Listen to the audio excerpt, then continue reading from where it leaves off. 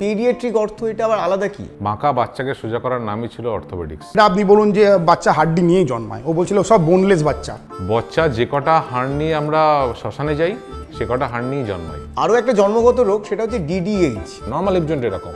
ডিডিএইচে কি হয়, বলটা সকেট থেকে বেরিয়ে যায়। আইটি প্রফেশনালদের আমরা শুনেছি যে ব্যাক পেন, নেক পেনের সমস্যা হয়, কিন্তু বাচ্চাদের মধ্যেও এটা ইদানিং দেখা যাচ্ছে। কিন্তু মেন ব্যাক পেন, নেক পেনের কারণ হচ্ছে স্ক্রিন টাইম। বাচ্চাদের বাত হয়, বাচ্চাদের বাত হয়। বাদর হয়ে গেছি, লম্বা হয়নি, তো ঝুললে কি লম্বা হয়? ঝোলার সাথে লম্বা কোনো সম্পর্ক নেই। এই ক্যালসিয়ামের ওষুধগুলো বোন হেলথের জন্য বা হাড় শক্ত করার জন্য কতটা কার্যকরী? It's a myth. ক্যালসিয়ামের সাথে কোনো সম্পর্ক নেই। আমরা রুটিন যে ডায়েট খাই তার মধ্যে সাফিসিয়েন্ট ক্যালসিয়াম আছে। ভিটামিন ডি কতটা ইম্পর্টেন্ট হাড্ডির জন্য, দেহের জন্য? প্রত্যেকটা ভিটামিন আমার শরীরের জন্য ইম্পর্টেন্ট।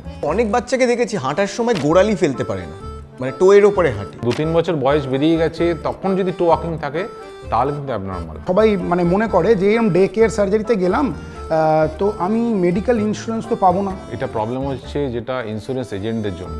আচ্ছা, এরা না শিক্ষিত নয়। চোট লাগলে গরম শেক দেবো নাকি আইস? এটা না খুব সহজ মনে রাখার জন্য। একটা কথা আছে রাইস থেরাপি। আচ্ছা, এই যে হাড় ডিসলোকেট হয়ে গেছে আপনি যেটা দেখালেন, এটা কি পা ধরে টানাটানির জন্য খুলে যায়?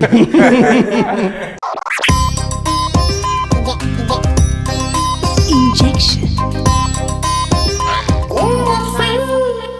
হাই, আমি সায়ন। হাই, আমি কুশল। এবং আজকের পর্বে আমরা কথা বলবো ছোট হাড় নিয়ে, মানে কানের হাড় নিয়ে, আচ্ছা কচি হাড় নিয়ে, মানে সজনে ডাঁটা নিয়ে। আর সজনে ডাঁটা নিয়ে। আজকে আমরা কথা বলবো বাচ্চাদের হাড় নিয়ে। ও, আমাদের সাথে আছেন orthopaedic surgeon, paediatric orthopaedic surgeon doctor Soumya পাইক।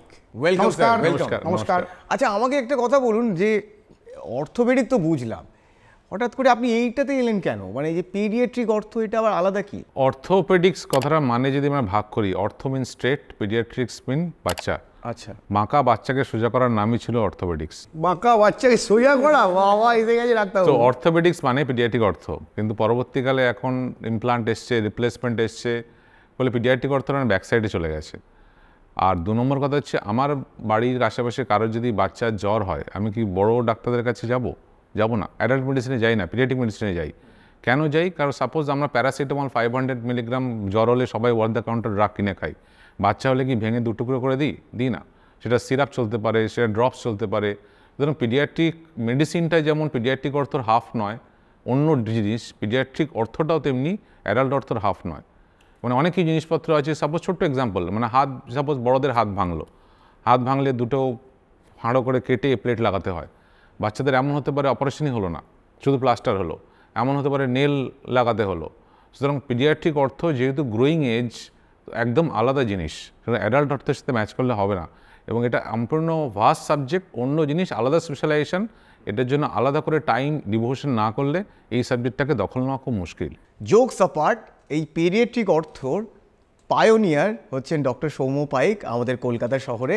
মানে এই সাবজেক্টটা আলাদাভাবে কেউ প্র্যাকটিস করতো না, মানে কোনো বাচ্চার এই ধরনের অর্থোপেডিক সমস্যা হলে সবাই অর্থোপেডিক সার্জনের কাছে নিয়ে যেতেন, কিন্তু ডাক্তারবাবু প্রথম কলকাতায় চালু করলেন পিডিয়াট্রিক অর্থ। আচ্ছা, এটার পেছনের স্টোরিটা কি?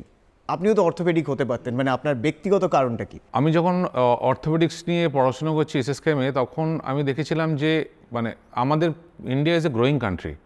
এখানে প্রায় 30-40% পেশেন্ট পেডিয়াট্রিক পপুলেশনে আছে, এবং পেডিয়াট্রিক পপুলেশনে ফ্র্যাকচার বাদ দিয়েও ডিজিজ পোর্শন আছে প্রচুর, এবং সেই পোর্শনটা নিয়ে কাজ করার কেউ নেই। এখন অর্থোপেডিক্স মানেই জয়েন্ট রিপ্লেসমেন্ট হচ্ছে, চারিদিকে হোর্ডিং পড়ে গেছে, বিশাল গ্ল্যামারাস সাবজেক্ট।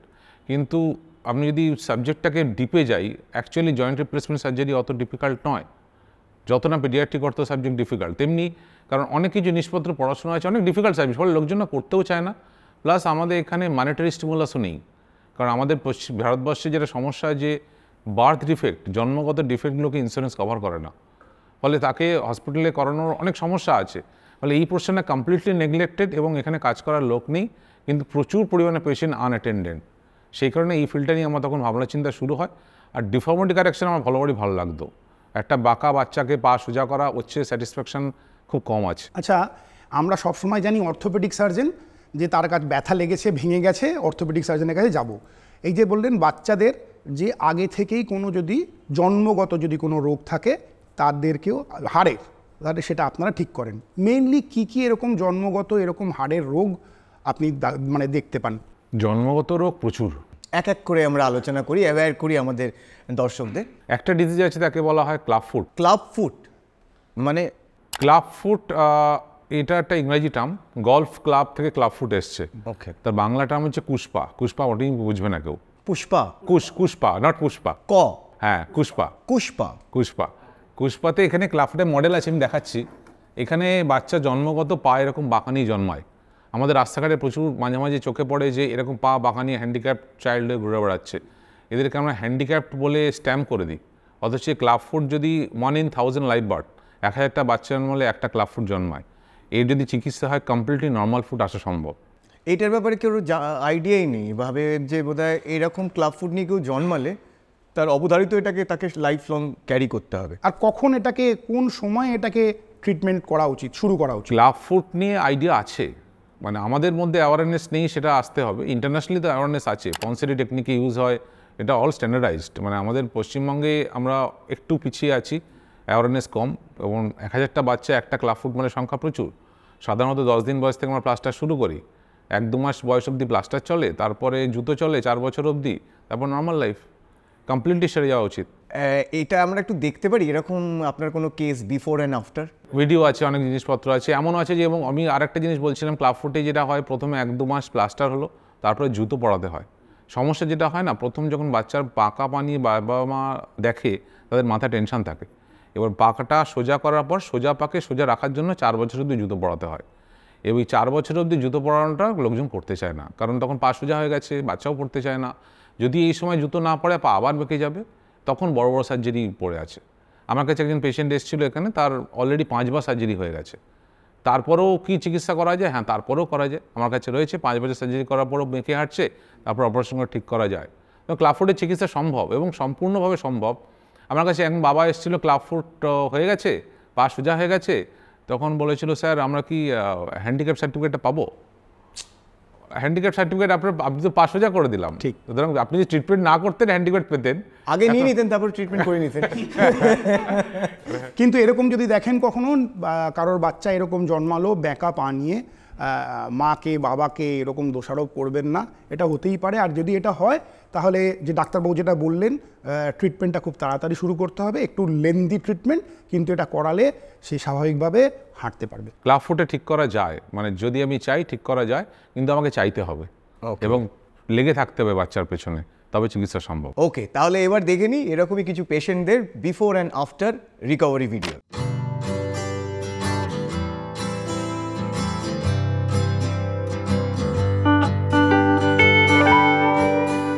ওয়ান্ডারফুল। দারুণ। আচ্ছা, ক্লাব ফুট নিয়ে আলোচনা করলাম, আর কি কি জন্মগত রোগ হয় জেনারেলি? আগে আমাদের দেশে একটা বড় রোগ ছিল, সেটা হচ্ছে পোলিও। যে কারণে আগে পিডিয়াট্রিক অর্থ তবু কাজকর্ম হতো, কারণ পোলিও আমাদের দেশের সাকসেসফুল ক্যাম্পেইন। পোলিও ভ্যাকসিন দেওয়ার পরে পোলিও অলমোস্ট এখন নেই।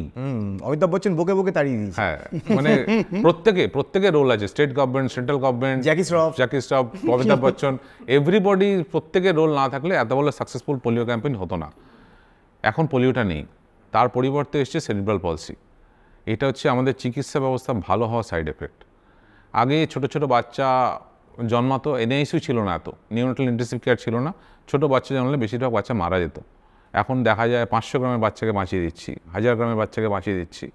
এই যে সময়ের আগে বাচ্চা জন্মাচ্ছে, ছোট বাচ্চা জন্মাচ্ছে, বা জন্মের পর বাচ্চা কাঁদছে না, এদের ব্রেনে একটা পার্মানেন্ট পোর্শন ড্যামেজের চান্স থাকে, যার ফলে সেরিব্রাল পলসি রোগটা হয়। বিদেশে চিকিৎসা ব্যবস্থা এত ভালো, ওদের এত এনআইসিইউ আছে, তাও ওদের সেরিব্রাল পলসির সংখ্যা বাড়ছে, কারণ ছোট বাচ্চাগুলো বেশি পরিমাণ বাঁচছে। আগেগুলো 100% মরে যেত। এই যেগুলো বাঁচছে তাদের সবার সেরিব্রাল পলসি হচ্ছে না, কিন্তু একটা গুড চাঙ্কের সেরিব্রাল পলসি রোগ হচ্ছে, যাতে বাচ্চার হাঁটা দেরি হয়, চলা দেরি হয় এবং হাত পা বাঁকা হয়। এবং তারও চিকিৎসা নতুন ডোমেন খুলেছে, যার চিকিৎসা করার লোক মার্কেটে খুব বেশি নেই, কিন্তু সংখ্যাটা প্রচুর। আর এই সেরিব্রাল পলসি বাচ্চার আর একটা ব্যাপার আছে, মাথার ইনভলভমেন্ট, মানে যে তার বুদ্ধি কম হবে এটা নয়, মাথার অনেক কাজ থাকে। একটা প্রশ্ন হচ্ছে ইন্টেলিজেন্স হেল্প করে। ফলে এই সেরিব্রাল পলসি বাচ্চাগুলোকে হ্যান্ডিক্যাপ, বুদ্ধিহীন বলে চালানো যাবে না। দে আর ভেরি ইন্টেলিজেন্ট এবং তাদের কম্পিউটার স্কিল খুব ভালো হয়। শুধু তাদের কিছু ডিফেক্ট আছে, কিছু প্রবলেম আছে, সেগুলোকে সর্ট আউট করলে এরা নর্মাল লাইফে ফিরে আসতে পারে। এবার সেরিব্রাল পলসি অনেক পেশেন্ট আমার কাছে আছে যে কী অবস্থায় এসেছিলো। আমি একটা পেশেন্ট দেখাবো, এই পেশেন্টের 7 বছর আগে আমার কাছে এসেছিলো, 14 বছর বয়স, এই যে হাঁটার ভিডিও দেখাচ্ছি, এইভাবে যদি আমরা হাঁটি, নিজেরা চেষ্টা করি, 2 পাও হাঁটতে পারবো না। তারপর এই বাচ্চার অপারেশন হলো, অপারেশনে হাঁটা শুরু হলো, 7 বছর ডাউন দ্য লাইন হঠাৎ ফোন এলো যে আমার মেয়ের বিয়ে দিচ্ছি, তারপর তার বাচ্চা হলো। এই যে পেশেন্টটা দেখাচ্ছি, এই পেশেন্টটা আমাদের সোসাইটির খাতায় হ্যান্ডিক্যাপ বলে স্ট্যাম্প হয়ে গেছিলো। তারপর বাবা মা তার চিকিৎসা করিয়ে লেগে থেকে, অনেক গ্রামের থেকে এসছে, লেগে থেকে তাকে বিয়ে দিয়ে বাচ্চা হলো, সে নর্মাল লাইফে ফিরে এলো। সুতরাং সেরিব্রাল পলসিরও যদি চিকিৎসা করা হয় 100% ঠিক হবে না। যদি বলি 100% ঠিক করে দেবো তাহলে মিথ্যে কথা বলা হচ্ছে, কিন্তু অনেকাংশেই চিকিৎসা সম্ভব এবং বহু ক্ষেত্রে সেরিব্রাল পলসি বাচ্চার মেন স্ট্রিম অফ লাইফে ফিরে আসা সম্ভব। সেরিব্রাল পলসি কখন থেকে আপনারা চিকিৎসা শুরু করতে বলেন? সেরিব্রাল পলসির অনেকগুলো ডিভিশন আছে, মানে অনেকগুলো ডিপার্টমেন্ট একসাথে কাজ করতে হয়। নিউরোলজিস্ট থাকে, ফিজিওথেরাপি বা অকুপেশনাল থেরাপির মেন কাজ, অর্থোপেডিক সার্জনের মেন কাজ নয়। যখন ফিজিওথেরাপি, অকুপেশনাল থেরাপি ফেল করছে তখন আমরা করি। ইউজুয়াল সেরিব্রাল পলসি সার্জারি বা ট্রিটমেন্ট, অর্থোপেডিক ট্রিটমেন্ট বয়স হচ্ছে 6 বছর প্লাস। ফার্স্ট 5 থেকে 6 বছর ভালো ফিজিওথেরাপি, অকুপেশনাল থেরাপি হওয়া খুব জরুরি। তারপর যদি আটকে যায় তখন আমরা অপারেশন করি বা চিকিৎসা করি বা বোটক্স ইঞ্জেকশন দিই বা প্লাস্টার করি, তারপর আবার ফিজিওথেরাপিস্টের কাছেই পাঠাই। ফিজিওথেরাপিতে করতেই হবে। অর্থোপেডিক্সের কাজ কোথাও আটকে গেলে ছাড়িয়ে দেওয়া, এবং সেটা খুব ক্রুশিয়াল কাজ। সেটা যদি ঠিক টাইমলি ইন্টারভেলে না হয় তাহলে রেজাল্টস, অপটিমাম রেজাল্ট আসা সম্ভব না। এখানে একটা জিনিস ভালো করে বুঝে নিন যে এরকম বাচ্চা যদি এরকম কোনো রোগ নিয়ে জন্মায়, আশেপাশের মাসি, মেসো, কাকা, জ্যাঠা এদের থেকে ফান্ডা না নিয়ে ডাক্তারবাবুর পরামর্শটা নিন, আর খুব তাড়াতাড়ি চিকিৎসাটা শুরু করাটা খুব দরকার এই রোগগুলোকে সারিয়ে নেওয়ার জন্য। আর এই কারণেই আমরা প্রমোট করতে চাইছি বারবার করে, কারণ এইটা কিন্তু কলকাতায় প্রথমবার যে পেডিয়াট্রিক অর্থ এখন আমাদের কলকাতায় অ্যাভেলেবেল, এবং ডাক্তারবাবু এটার পায়োনিয়ার। তো এখন চিন্তা করবেন না যে আপনাকে কোথায় কোথায় ঘুরতে হবে, ডাক্তারবাবুর সাথে আপনারা যোগাযোগ করতে পারেন। আচ্ছা, আরও একটা জন্মগত রোগ, সেটা হচ্ছে DDH। খুব কঠিন লাগছে আমি জানি আপনাদের শুনতে, তো ডাক্তারবাবু এটা যদি একটুখানি সহজে বুঝিয়ে বলেন। DDH এর ফুল ফর্ম হচ্ছে ডেভেলপমেন্টাল ডিসপ্লেসিয়া অফ হিপ, মানে এটা কঠিন টার্ম। বেসিক কথা হচ্ছে হিপ জয়েন্ট বা কোমরটা খুলে পড়ে থাকে। মডেলে যদি আমি দেখাই, এইখানে এই হচ্ছে আমাদের হিপ জয়েন্ট থাকে, এখানে সকেটে লাগানো থাকে, এই সকেটটা সামনে খুলে বেরিয়ে থাকে। এই সকেট যদি বেরিয়ে থাকে হিপ জয়েন্টের, আমাদের হাঁটা চলা সমস্ত কিছু প্রবলেমেটিক। সুতরাং এই হিপ জয়েন্টের সকেট বেরিয়ে থাকা অ্যালাউড নয়। তো এইটাকেই বলে হচ্ছে যে DDH বা হিপ ডিসলোকেশন। এটা ডাক্তারবাবু আমরা যদি একটু, যেটা নর্মাল জয়েন্ট আছে সেটা যদি আমরা একটু আগে দেখিয়ে দিতে পারি যে কীরকম থাকে। নর্মাল জয়েন্টে এরকমই থাকে, ইউজুয়ালি নর্মাল জয়েন্ট এইভাবেই, এটা থেকেই দেখাচ্ছি, নর্মাল জয়েন্ট এইভাবে ঢোকানো থাকে নর্মালি। DDH কী হয়, এটা হচ্ছে সকেট, এটা হচ্ছে বল, এই বলটা সকেটের মধ্যে ঢোকানো থাকে আমাদের hip joint, normal hip joint এরকম। DDH কী হয়, বলটা সকেট থেকে বেরিয়ে যায়। এবার কোনো বল যদি সকেট থেকে বেরিয়ে যায় সেটা তো চাকার বল বিয়ারিংয়ের মতো ব্যাপার হয়ে গেল, সেটা চলবে কী করে? চলবে না। সো এই হিপ জয়েন্ট বেরিয়ে যাওয়াটা একটা বড় ইস্যুস যদি সকেট থেকে বেরিয়ে যায়। তো এইটাকে বলা হয় DDH বা hip dislocation, hip dysplasia. DDH এরও কিন্তু 1 in 1000 লাইভ বার্থ, ক্লাব ফুটের মতো সংখ্যায় প্রচুর। কিন্তু DDH একটা সুবিধা আছে, DDH যদি আর্লি স্টেজে ডিটারমাইন্ড হয় তাহলে শুধু একটা বেল্ট বা পাবলিক হার্নেস পরিয়ে ঠিক হয়ে যায়। এবং DDH এর স্ক্রিনিং হয়, মানে আমাদের যখন নিউবর্ন স্ক্রিনিং হয় না, আই স্ক্রিনিং হয়, বাচ্চা জন্মালে থাইরয়েড আছে কিনা স্ক্রিনিং হয়। ডেভেলপড ওয়ার্ল্ডে পিডিয়াট্রিক অর্থ হিপ স্ক্রিনিং করা হয়, কারণ সিম্পল স্ক্রিনিংয়ে যদি দেখা যায় হিপ বাইরে আছে, একটা বেল্ট পরিয়ে দাও, ঠিক হয়ে যাবে। এই DDH যদি ইনিশিয়াল স্ক্রিনিংয়ে মিস হয়, সেটি যদি পরবর্তীকালে ওয়াকিং এজে আসে, সাপোজ 1 বছর 2 বছর বয়সে বাবা মা যখন দেখলো বাচ্চা হাঁটছে, খুঁড়িয়ে হাঁটছে, সেটাই কিন্তু 2-3 ঘন্টা 4 ঘন্টা অপারেশন দিকে চলে যাবে, যেটা সিম্পল বেল্ট লাগিয়ে ঠিক হয়ে যেত। ফলে পিডিয়াট্রিক হিপ স্ক্রিনিংও ইম্পর্টেন্ট। বাই বার্থ, জন্মের পরে যদি মনে হয় হিপ জয়েন্টে কোনো ইস্যুস আছে, আপনার ডাক্তারবাবুরা গাইড করে দিতে পারেন। সেক্ষেত্রে DDH এর আর্লিয়েস্ট ট্রিটমেন্ট স্টার্ট করাটা খুব জরুরি। আচ্ছা, এই যে হাড় ডিসলোকেট হয়ে গেছে আপনি যেটা দেখালেন, এটা কি পা ধরে টানাটানির জন্য খুলে যায় নাকি? ডিসলোকেশন পেটের ভেতরই থাকে, এবার সেখানে পা ধরে টানবেই করে। ও আচ্ছা। এবার কাদের ডিসলোকেশন হওয়ার চান্স বেশি, সেই গ্রুপটা আইডেন্টিফাই করা যায়। যাদের ব্রিজ প্রেজেন্টেশন, মানে বাচ্চা যখন জন্মায় মাথা প্রথমে বেরোয়, যাদের পা প্রথমে বেরোচ্ছে সেগুলো ব্রিজ ডেলিভারি বলে।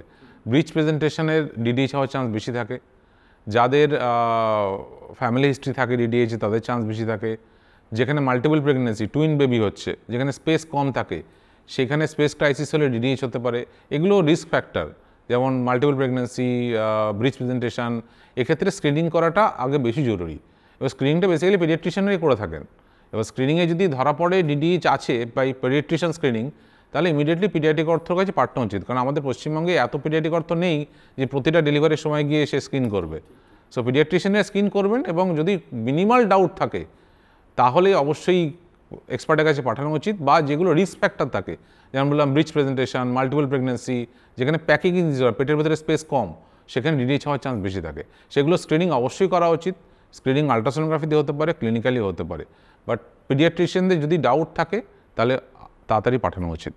সায়নের একটা প্রশ্ন ছিল, সায়ন এগুলো কোনো আমার প্রশ্ন না না, আসে না। সায়নের একটা খুব মানে আপনি আসার আগে আমাকে নিজের বলছে- মনের বাসনা পূরণ হ্যাঁ, বলছে, করা। আমাকে বলছে বাচ্চাদের হাড়ের ডাক্তার সব বোনলেস বাচ্চা হয়, বোনলেস বাচ্চারা বোন কোথা থেকে হয়, মানে সেটা আপনি বলুন যে বাচ্চা হাড্ডি নিয়েই জন্মায়, ও বলছিল সব বোনলেস বাচ্চা। বাচ্চা যে কটা হাড় নিয়ে আমরা শ্মশানে যাই সে কটা হাড় নিয়েই জন্মাই। উইথ দ্য টাইম বোনের গ্রোথ হয়, বোনের ডিফারেন্স হয়। ডিফারেন্স হচ্ছে যদি আমি এক্সরে করি প্রথম দিকে নিউবর্ন বেবি, তাহলে দেখবো অতগুলো হাড় নেই, কারণ সত্যি কি হাড় নেই, হাড় আছে, সেগুলো ক্যালসিফিকেশন হয় না, এক্সরেতে ধরা পড়ে না। এই কারণেই বাচ্চাদের ফ্র্যাকচারও কনফিউশন হয়, মানে এমন এমন বাচ্চাদের ফ্র্যাকচার আছে যেটা এক্সরে দেখলে মনে হবে একদম নর্মাল, কিন্তু সেটা ফ্র্যাকচার। তো সেইখানে এক্সপার্টের জব, সেখানে পিডিয়াট্রিক অর্থের জব। আর এমন এমন ফ্র্যাকচারও আছে যেটা এক্সরে দেখলে মনে হবে হাড় দুটো সুন্দর সরে আছে, সেটিং হয়নি, হোয়াটসঅ্যাপ ইউনিভার্সিটিতে সব জায়গায় পিকচার ঘুরে বেড়ালো, তো সেটা কি খুব খারাপ হয়েছে? না, সেটাও খারাপ নয়, কারণ বাচ্চাদের রিমডেলিং পটেনশিয়াল বলে একটা জিনিস আছে, যেটাকেই বলতে চাইছি যে পিডিয়াট্রিক অর্থ অ্যাডাল্ট অর্থ ডিফারেন্স হচ্ছে, অ্যাডাল্ট অর্থে যদি আমার হাত ভাঙে দুটো হাড় মুখে মুখে লাগিয়ে সেট করে প্লেট লাগাতে হবে। বাচ্চাদের যদি হাড় ভাঙে এটা নট নেসেসারি যে 100% অ্যালাইনমেন্ট থাকতে হবে, একটু এক্সরেতে ওপর নিচে উঠে থাকলেও কিছু অ্যাকসেপ্টেবল ক্রাইটেরিয়া আছে যাতে পেশেন্ট সম্পূর্ণ সুস্থ হয়ে যায়। সেই কারণে আমার যখন পিডিয়াট্রিক ফ্র্যাকচার আসে আমার কাছে, আমি বাবা মাকে একটাই কাউন্সেল করি, অপারেশনের পরের এক্সরে আপনার দেখে ভালো নাও লাগতে পারে, এক্সরে ট্রিটমেন্ট কিন্তু নয়, বাচ্চার পেশেন্ট ট্রিটমেন্ট ইম্পর্টেন্ট। আপনি দেখবেন হাতটা বেঁকে আছে কিনা, এক্সরে দেখছেন সরে আছেন, এক্সরে সরে আসে জাজ করতে গেলে আপনাকে নর্মাল এক্সরে জানতে হবে, অ্যাকসেপ্টেবল লিমিট জানতে হবে। এবার সেই চাপে পড়ে অনেক ডাক্তারবাবু আপনাদের কাউন্সেল করতে ভয় পান যে এক্সরে ভালো হচ্ছে না, এক্সরে ভালো হচ্ছে না।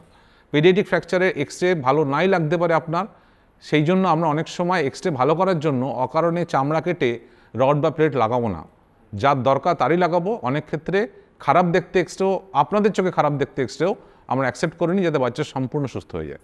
আচ্ছা, এই জন্মগত জিনিসগুলো নিয়ে কথা হচ্ছিল, তো এটা মূলত কি কি কারণে হয়? খুব কঠিন কোশ্চেন এবং কন্ট্রোভার্সিয়াল টপিক। না, আমরা সায়েন্সে কথা বলি, সায়েন্স নিয়েই কথা বলি, সায়েন্স এবং ফ্যাক্ট বেস বিষয় নিয়ে কথা বলি। জন্মগত ডিফেক্ট, আমি একটা সিম্পল জিনিস বলি, যেমন সিগারেট স্মোকিং বলা হয় লাং ক্যান্সারের cause, is it cause? No, এটা কজ নয়। সিগারেট স্মোকিং লাং ক্যান্সারের অ্যাসোসিয়েটেড ফ্যাক্টর। বহু পেশেন্ট আমাদের যারা দেখেছি সারাদিনে বিড়ি ফুকে যাচ্ছে, তাদের ল্যাং ক্যান্সার হয় না। আর বহু পেশেন্ট আছে যারা কোনোদিন সিগারেট খায়নি, তাদেরও ল্যাং ক্যান্সার হয়। কিন্তু দেখা যাচ্ছে যারা সিগারেট বেশি খায় তাদের লাং ক্যান্সার হওয়ার চান্স বেশি থাকে, এগুলোকে অ্যাসোসিয়েটেড ফ্যাক্টর বলে। তেমনি বার্থ ডিফেক্টের কিছু অ্যাসোসিয়েটেড ফ্যাক্টর আছে, কজ বলা যাবে না, অ্যাসিড ফ্যাক্টর। সেইটা হলে দেখা গেছে বার্থ ডিফেক্ট বেশি হয়।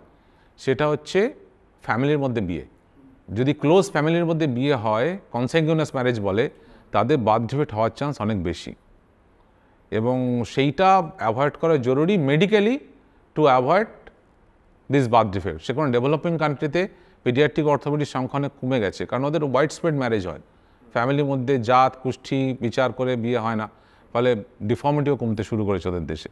কিন্তু আমাদের দেশে যেখানে ফ্যামিলির মধ্যে বিয়ে হয় বা ক্লোজ রিলেটিভের মধ্যে বিয়ে হয়, সেখানে কনসাংগুইনাস ম্যারেজের জন্য ডিফর্মিটি হতে পারে। এটা কি ডিএনএ বা ক্রোমোজোমাল কারণে? একটু যদি এটাকে ব্রেকডাউন করেন, কেন হয়? যখন আমি ক্লোজ ফ্যামিলির মধ্যে বিয়ে করছি না, দুটো আলাদা জিন একসাথে হচ্ছে, ফলে দুটো আলাদা আলাদা প্রতিরোধ ক্ষমতা আছে, দুটো একসাথে মিক্স অ্যান্ড ম্যাচ হচ্ছে। যখন সেম ফ্যামিলির মধ্যে হচ্ছে, আমাদের অ্যাডাপ্টেশন হচ্ছে না, অ্যাডাপ্টেশন আমাদের সোসাইটিতে বেঁচে থাকলে করতেই হবে। ফলে ওয়াইড স্প্রেড ম্যারেজ হলে, ডিস্টেন্ট রিলেটিভ বা রিলেটিভই নয়, এরা ম্যানেজ হলে তাহলে জেনেটিক ডেভেলপমেন্ট বেটার হয়, ডিফেক্ট কম আসে। আচ্ছা, এবার একটা রোগ, অনেকে এরকম বো লেগ, যেটা এরকম বেঁকা দুটো পা, এইটা সম্বন্ধে যদি কিছু বলেন। বো লেগসের মেডিকেল টার্ম হচ্ছে জেনুভেরাম, মানে সুন্দর পাটা এরকম বাঁকা জন্মায়। যে কোনো বাচ্চার জন্মের পরেই একটু বো লেগস থাকতে পারে, এটা একদম অ্যাবনর্মাল নয়। 2-3 বছর বয়স অবধি বো লেগ থাকা নর্মাল। এইবার এই বো লেগের চিকিৎসা কি? কোনো চিকিৎসা নেই। এইবারে অনেকে বলে যে ডাক্তারবাবু মালিশ করব, কিভাবে মালিশ করব, কি তেল দিয়ে মালিশ করব। আমি একটাই কথা বলি, মালিশ আপনি করতেই পারেন, মালিশ করবো না বললে বাড়ির সিনিয়ররা দুঃখ পাবে, যে মালিশ করতে বারণ করেছে, বারণ করছি না, কিন্তু আপনার মালিশের সাথে পা বাঁকা সোজা হওয়ার কোনো সম্পর্ক নেই। আমাদের এত ক্ষমতা নেই মানুষের একটা হাড় বাঁকাকে টেনে সোজা করে দেবো, হ্যাঁ সেই ক্ষমতা নেই কারণ আমাদের। এটা কিন্তু প্রত্যেকটা বাড়িতেই থাকে যে একটু বাঁকা লাগছে বা কিছু হলেই এবার যদি আমি মালিশ বলি, করে ঠিক করে এবার দেয়। যদি বলি মালিশ করবো, নেক্সট কোশ্চেন কোন তেল দিয়ে মালিশ করবো, যেটা ধনেশ কোনো পাখির তেল। ডকুমেন্টেশনই নেই তার কোন তেল আমি কি বলবো। সুতরাং বোল এক্স ডেফিনেটলি বেশিরভাগ ক্ষেত্রে 2-3 বছর বয়স অবধি থাকে, তারপর ঠিক হয়ে যায়। 3 বছরের পরেও যদি বোল এক্স থাকে বা অ্যাসিমেট্রিক্যাল বোল এক্স, মানে একটা পায়ে বেশি বাঁকা একটা পায়ে কম বাঁকা, তাহলে সেগুলো প্রবলেমেটিক, সেগুলো ডাক্তারের কাছে যাওয়া উচিত। তো মালিশ কিন্তু কোনো সলিউশন নয়। আপনি এমনি বাচ্চাকে আরাম দেওয়ার জন্য একদম অবশ্যই মালিশ করতেই পারেন, কিন্তু যদি এরকম কোনো ডিফর্মিটি থেকে থাকে, কোনো কিছু বাঁকা রয়েছে, সেটা কোনোভাবেই কিন্তু আপনি পারবেন না যে মালিশ করে সোজা করে দিতে। আমরা ধরুন ভোঁতা নাক আছে, ধরুন বাচ্চাকে ধরে টানেন, টিপে যাচ্ছেন, ভাবলেন বেড়ে যাবে। না, এরকম এর একটা চেষ্টা- না একটা সোশ্যাল ফ্যাক্টর আছে। সোশ্যাল ফ্যাক্টর কেন আছে যে কিছু কিছু বোল এক্স আমি বললাম 3 বছর পর অটোমেটিক্যালি ঠিক হয়ে যায়, কিছু কিছু বোল এক্স ঠিক হয় না, 5-10% ঠিক হয় না, তাদের সার্জারি লাগে। সেক্ষেত্রে বাড়ির মাকে না প্রচুর দোষারোপ করা হয় যে ঠিক করে মালিশ করেনি বলে পাটা ঠিক হয়নি। এবার ব্যাপারটা হচ্ছে যার পা ঠিক হয়ে গেল তখন ক্রেডিটটা মালিশওয়ালির কাছে যায়, ও মালিশ করেছিল বলে ঠিক হয়নি। আর যখন পাটা ঠিক হলো না তখন ডিসক্রেডিটটাও মালিশওয়ালির কাছে যায়। সুতরাং মালিশওয়ালির কোনো ক্রেডিট বা ডিসক্রেডিট নেই, অকারণে মাদের দোষ দেবেন না। ঠিক। যেটা দরকার, যেটা ঠিক হওয়ার, আপনি মালিশ করুন বা না করুন ঠিক হয়ে যাবে। আর যেটা ঠিক হবে না সেটা আপনি মালিশ করলেও ঠিক হবে না। যেটা দরকার, বাচ্চা যেন হাড়ের গ্রোথের জন্য মালিশ নয়, সূর্যের আলোটা যেন পায়। আচ্ছা স্যার, সূর্যের আলো যখন বলেন, কোন সময় সূর্যের আলোটা সবচেয়ে ভালো? সূর্যের আলো যে কোনো সময়ই ভালো, কিন্তু দুপুরবেলায় যে সূর্যের আলোয় সান বার্ন হয়, পুড়িয়ে যাবে বাচ্চা, হ্যাঁ, তো এফেক্ট খারাপ। সো বেটার হচ্ছে আর্লি মর্নিং বিফোর 9 AM বা আফটারনুন 4 PM এর পরে। এবারে আজকের দিনে না আমাকে কি করছে, প্রেসক্রাইব করতে হচ্ছে বিকেলবেলা 4টের পরে সূর্যের আলো দাও। আগে আমরা বিকেলে বাইরে গিয়ে মাঠে খেলাধুলো করতাম, ফলে সূর্যের আলো হতো, স্পোর্টস অ্যাক্টিভিটিও হতো। এখন যেটা হচ্ছে যে বাচ্চারা সব মোবাইল গেমস বা তাদের পড়াশোনার বিশাল চাপ, সবাই আইজ্যাক নিউটন হবে, 10টা টিউশনই, সারাক্ষণ ধরে পড়াশুনো, কী করে কিসের যে এত পড়াশোনার চাপ, বাবা মা পাগলের মধ্যে দৌড়াচ্ছে। বিকেলে গিয়ে বাইরে খেলা এটা বন্ধ হয়ে গেছে। অনেকেই বলে মাঠ নেই, এটা এক্সকিউজ একটা বটে, কিন্তু অনেক সময় এক্সকিউজ নয়। মাঠ নেই, খুঁজে নিতে হবে কোথাও হবে। এখন ছাদে মাঠ, ছাদে মাঠ আছে, অনেক অপশনস আছে। আমি কিন্তু কিছু ক্ষেত্রে এটা সত্যিও। কিন্তু আগে মানসিকভাবে প্রিপেয়ার হতে হবে যে বিকেলে গিয়ে বাইরে খেলতে হবে। এবার বিকেলে গিয়ে বাইরে খেললে দুটো জিনিস হয়, বিকেলে টিউশন, অত সবাইকে নিউটন হতে হবে না। টিউশনে খেলবে, হ্যাঁ, এত টিউশন দরকার নেই, সত্যি দরকার নেই। এবার যদি সে শরীর সুস্থ না থাকে, টিউশন নিয়ে পরবর্তীকালে টানবে কি করে? পড়াশোনা করে বড় হতে গেলে 30-35 বছর বয়স অবধি পড়াশোনা করতে হবে, তার জন্য ফিজিক্যালি ফিট থাকতে হবে। 100%। এবং ফিজিক্যাল ফিটনেস থাকার জন্য আপনাকে বাইরে গিয়ে খেলতে হবে। আচ্ছা ডাক্তারবাবু, আইটি প্রফেশনালদের আমরা শুনেছি যে ব্যাক পেন, নেক পেনের সমস্যা হয়, কিন্তু বাচ্চাদের মধ্যেও এটা ইদানিং দেখা যাচ্ছে, এটার কারণ কি? ছোট ছোট বাচ্চারা নেক পেন, ব্যাক পেন হচ্ছে, এটা ভাবা যেত না। এটা আগে হতো হচ্ছে আইটি প্রফেশনাল লোকেদের, যারা সারাক্ষণ কম্পিউটারের সামনে বসে কাজ করছে। বাবা মায়েরা প্রচুর আজকাল কমপ্লেন করে যে স্কুলের ব্যাগ খুব ভারী বলে ব্যাক পেন হচ্ছে। নো, স্কুলের ব্যাগ ভারী একটা ইম্পর্টেন্ট কাজ হতে পারে, কিন্তু মেন ব্যাক পেন, নেক পেনের কারণ হচ্ছে স্ক্রিন টাইম। সারাক্ষণ মোবাইল, কম্পিউটার, ল্যাপটপ পড়ে আছে। বাচ্চার যদি স্ক্রিন টাইম 30 মিনিটের বেশি হয় পার ডে, তাহলে ব্যাক পেন, নেক পেন হবে। এটা খুব অদ্ভুত কথা লাগছে যে স্ক্রিন টাইমের সাথে ব্যাক পেন, নেক পেনের সম্পর্কটা কী। এবার আমি যখন স্ক্রিন দেখি, আমি না গ্লুড হয়ে যাই। আমার না বডি মুভমেন্ট হয়, না হেড মুভমেন্ট হয়, না ব্যাক মুভমেন্ট হয়, বডির কোনো মুভমেন্টই হয় না। ওইভাবে সারাক্ষণ 3-4 ঘন্টা যদি দেখি, আমার নেক পেন, ব্যাক পেন হবেই। এই নেক পেন, ব্যাক পেনের চিকিৎসা কিন্তু স্পোর্টস অ্যাক্টিভিটি। সো বাইরে গিয়ে বিকেলে যদি আমি 0.5 ঘন্টা খেলি সূর্যের আলোয়, আমার ভিটামিন ডি সলভ হয়ে গেল, আমার ব্যাক পেন, নেক পেন সলভ হয়ে গেল, ফিজিক্যাল ফিটনেস বাড়লো। আর একটা জিনিস বাচ্চাদের যেটা ইম্পর্টেন্ট, সেটা হচ্ছে বোন স্টক ডেভেলপমেন্ট। আমি ক্লাস 5, 6, 7, 8-এ পড়ে সব নিউটন হবে না, তাকে লং টার্ম পড়তে হবে। এবার বোন স্টক ডেভেলপমেন্ট ডিপেন্ড করে কিন্তু আমার ফিজিক্যাল অ্যাক্টিভিটির ওপর, ক্যালসিয়াম খাইয়ে নয়। বহু বাচ্চার বাবা মা বলে যে ক্যালসিয়াম দিন, একটু ক্যালসিয়াম কম আছে, ভিটামিন ডি দিন, ভিটামিন ডি কম আছে। তো ফিজিক্যাল অ্যাক্টিভিটি যদি না থাকে তাহলে বোন স্টক ডেভেলপই করে না। বোন স্টক ডেভেলপমেন্টের মেইন জায়গা হচ্ছে বাচ্চাদের চাইল্ড গ্রোয়িং এজ। এই বোন স্টক এই বয়সে ডেভেলপ যেটা করবে সেটাতে সারা জীবন চলবে। যদি এই সময় ফিজিক্যাল অ্যাক্টিভিটি না থাকে, তাহলে ভবিষ্যতে তার আরও হাড়ের সমস্যা আসতে বাধ্য। সুতরাং এটা আমাকে প্রেসক্রাইব করতে হয়, বিকেলবেলা 0.5 ঘন্টা বাইরে মাঠে গিয়ে খেলবে। এইটা যেন কম্পালসারি পার্ট হয় লাইফের। আগেকার দিনে বাচ্চাদের এমনি হাত পায়ে প্রচণ্ড ব্যথা হতো, অদৃশ্য চাপের জন্য। বাবা মার বাবা আর মার। আর আগেরটা হচ্ছে যারই যে অ্যাম্বিশন হোক, ইনি যেমন ডাক্তার হয়েছেন, কেউ ইঞ্জিনিয়ার হয়েছে, কমন বিষয়টা ছিল খেলা। হ্যাঁ মানে আপনিও ডাক্তার সেটাও আছে, হয়েছেন। সেটা এখন এখন যে মোবাইলে ডাক- এসছে। এখন হয়ে গেছে যে ডাক্তার হবে মানে শুরু থেকে তার খেলাটা বন্ধ করে দাও, মাঠটা তার থেকে একদম কেড়ে নাও, নয়, বইটা একদম গুজে নয়। দাও। ডাক্তার একটা, যদি আমি স্পেশালিস্ট ডাক্তার হতে চাই লাইফে, আমাকে 30-35 বছর অবধি পড়াশোনা করতে হবে। 30 বছর বয়স অবধি পড়াশোনা করাটা অত সহজ কাজ নয়, খুবই পেনফুল। এবং আপনি যদি ইন্টারভিউ দেখেন, বিশ্বনাথন আনন্দের আমি ইন্টারভিউ ছোটবেলায় পড়েছিলাম, দাবা খেলেন, উনিও ডেলি ফিজিক্যাল অ্যাক্টিভিটি করেন, করে তো মাথার কাজ, কিন্তু মাথার কাজ করতে গেলেও ফিজিক্যাল অ্যাক্টিভিটি ইম্পর্টেন্ট, এবং বিল্ড ঠিক রাখার জন্য ফিজিক্যাল অ্যাক্টিভিটি ইম্পর্টেন্ট। সুতরাং বাচ্চাদের বাবা মাদের আবার বলছি, যেটা আমাকে লিখতে হচ্ছে, যেটা খুব দুর্ভাগ্যজনক, বিকেলবেলা টিউশনি না পড়িয়ে, নাচের ক্লাস না করিয়ে, ড্রয়িংয়ের ক্লাস না করিয়ে, আধ ঘন্টা সূর্যের আলোতে বাবা মা যেন বাচ্চাকে খেলতে পাঠায়। মানে আমরা কোন যুগে এসে পৌঁছেছি যে খেলাধুলাটা ডাক্তারবাবুকে বাচ্চাদের প্রেসক্রাইব করতে হচ্ছে, উইচ ইজ ভেরি স্যাড। তো আপনারা প্লিজ এটাকে আলাদাভাবে প্রেসক্রিপশন হিসেবে নেবেন না, এটা কমন একটা জিনিস, যেরকম আপনারাও বড় হয়েছেন যে খেলাধুলো করতে দিন বাচ্চাদের, ওটা কমন আমার মনে হয়। আচ্ছা, আমরা জেনু ভেরাম সম্বন্ধে শুনলাম, জেনু ভালগাম সম্বন্ধে একটু শুনি, নকনি। নকনিও কিন্তু কিছু ক্ষেত্রে নর্মাল, যেমন বলেছি 1 থেকে 3 বছর বয়স অবধি বোলেগস নর্মাল, 4 থেকে 7 অবধি নকনি নর্মাল। যদি সিমেট্রিক্যাল জেনুভেরাম হয় বা বোলেগস হয় 1 to 3 ইয়ার্স নর্মাল, যদি সিমেট্রিক্যাল জেনুভ্যালগাম হয় 4 to 7 ইয়ার্স নর্মাল। আর মোটামুটি 10 থেকে 15 ডিগ্রি ডিফর্মিটি নর্মাল। যখনই অ্যাসিমেট্রি হবে বা এজ গ্রুপ আলাদা হবে, 1 to 3 বোলেগস, 4 to 7 নকনি, এর বাইরে যদি কিছু হয় তাহলে অ্যাবনর্মাল। সাপোজ আমি বলছি একটা বোলেগস বা নকনি 4 থেকে 7-এ নর্মাল, আমি 1 থেকে 3-এর মধ্যে তার কাছে নকনি এক্সপেক্ট করছি না, কিন্তু বাচ্চা যদি 1 বছর বয়সে নকনি নিয়ে আসে তাহলে সেটা অ্যাবনর্মাল। সুতরাং সিম্পল জিনিস, ফার্স্ট 3 বছর বয়স অবধি পাটা ধনুকের মতো হবে, এটাকে বোলেগস। তারপরে 3 বছর 4 থেকে 7 পাটা উল্টোটা হবে। অনেকেরই ট্রিটমেন্টের দরকার হয় না, কিন্তু যাদের ট্রিটমেন্ট দরকার হয়, এখানে একটা বড় পয়েন্ট আছে, তাদের ট্রিটমেন্ট আর্লি করানো উচিত। যেমন 3 বছর পরে যদি বোলেগস পারসিস্ট করে, ইউ স্টার্ট ট্রিটমেন্ট নাও। 7 ইয়ার্সের পরে যদি নকনি পারসিস্ট করে, ইউ স্টার্ট ট্রিটমেন্ট নাও। কেন? আরেকটা কমন কথা আছে প্রচলিত, বড় হলে ঠিক হয়ে যাবে। বড় হলে ঠিক হবে না, যার চিকিৎসা দরকার তার ঠিক বয়সেই করতে হয়। আমাদের যেমন না ডোজ অফ মেডিসিন আছে, মানে একটা আমার বাচ্চার যদি 100 গ্রাম একটা প্যারাসিটামল ডোজ লাগে, বড়দের সেটা 500 গ্রাম লাগবে। তেমনি ডোজ অফ সার্জারিও আছে। যে বাচ্চা সার্জারি রিকোয়ার্ড, সেটা দিয়ে 4 বছর বয়সে যে অ্যামাউন্ট অফ সার্জারি হবে, 12 বছর বয়সে কিন্তু সার্জারি অ্যামাউন্ট অনেক বেড়ে যাবে, আলাদা সার্জারি হয়ে যাবে। আমাদের কিছু গ্রোথ মডুলেশন টেকনিক্স এসছে, যেটাতে ছোট ছোট ক্লিপ সার্জারি করে দিলে বাঁকা পা সোজা হয়ে যায়। ওটাই যদি আমার কাছে 12 বছর বয়সে 14 বছর বয়সে আসে, সেটাকে বড় করে কেটে অপারেশন করে এটা অন্যদিকে চলে যায়।